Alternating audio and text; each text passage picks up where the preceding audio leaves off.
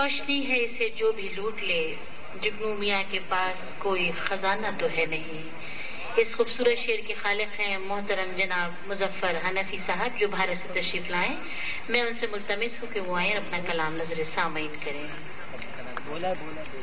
شعر ہے، تھوڑی سی روشنی ہے اسے جو بھی لوٹ لے، جگنو میاں کے پاس خزانہ تو ہے نہیں۔ آپ نے کوئی لکھ کے دیا ہے اس ہاں، غلطی اس کیفیت میں کچھ بھی لکھ سکتا ہوں۔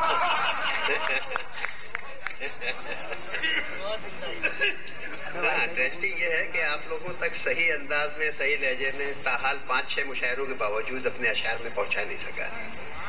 آپ سننے میں آپ کو تکلیف ہوتی ہے، مجھے پڑھنے میں تکلیف ہوتی ہے۔ ایسے وقت میں موقع دیا جاتا ہے، کبھی کبھی صحیح موقع پر بھی بلا لیا جانا چاہیے۔ سینئر شعراء کو اتنی سخت سزا نہیں دینی چاہیے، کبھی مناسب موقع پر بھی بلانا چاہیے۔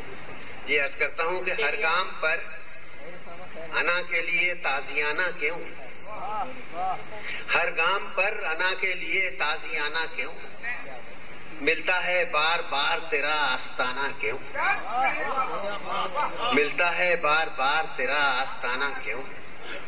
اور شعر ہے کہ بس کہہ دیا کہ ہم نہ چلیں گے کسی کے ساتھ، واہ، بس کہہ دیا کہ ہم نہ چلیں گے کسی کے ساتھ، پیچھے پلٹ کے دیکھ رہا ہے زمانہ کیوں، واہ واہ واہ واہ واہ واہ واہ، بس کہہ دیا کہ ہم نہ چلیں گے کسی کے ساتھ، واہ واہ واہ، بس کہہ دیا کہ ہم نہ چلیں گے کسی کے ساتھ، کیا لہجہ ہے، واہ پیچھے واہ، پلٹ کے دیکھ رہا ہے زمانہ کیوں۔ کیوں۔